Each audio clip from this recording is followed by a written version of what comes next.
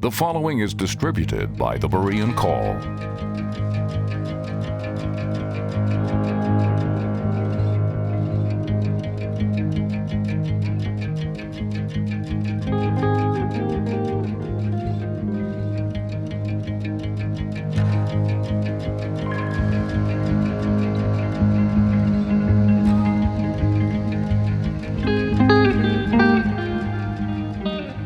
I know that false faiths abound, but I don't find edification in focusing on error.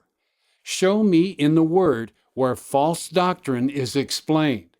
It seems to me that the Bible addresses Satan's lies without going into detail of the actual practices. We at TBC take no pleasure in exposing and documenting false dogmas and practices. We do so only to expose error out of deep concern for souls. Yes, there are many kind, compassionate, and self-sacrificing Muslims who oppose terrorism. Yes, the Roman Catholic Church was the major charitable institution during the Middle Ages, often promoting morality and education. Most Catholics today do not know most of Rome's official dogmas, but they still rely upon that church and its clergy to get them out of quote-unquote purgatory and into heaven. Yes, many Mormons and Moonies espouse quote-unquote traditional morals. We do not oppose individuals, but the largely false gospels they preach. You ask for biblical support concerning the exposure of evil and false doctrines.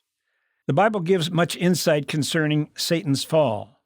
Isaiah chapter 14, verses 12 to 15, Ezekiel chapter 28, verses 12 to 18.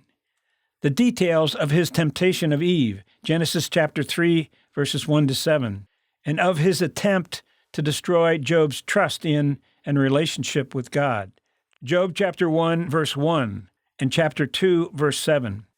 There are too many accounts of idolatry and pagan practices and warnings against them to list all the verses. Leviticus chapter 19, verse 31, chapter 20, verses 1 to 6, Deuteronomy chapter 18, verses 9 to 14, Isaiah chapter 47, verses 8 to 13, and so forth. The Bible goes into great detail concerning the apostasy of Israel, telling the sins of its kings and people from the golden calf, Exodus chapter 32, verses 1 to 28, to the Queen of Heaven, Jeremiah chapter 44, verses 15 to 23. And again, there are too many references to list. Most of the epistles were written to combat heretical teachings that crept into the early church. False doctrine is explained thoroughly and repeatedly. Almost the entire book of Galatians is devoted to describing and combating a false gospel.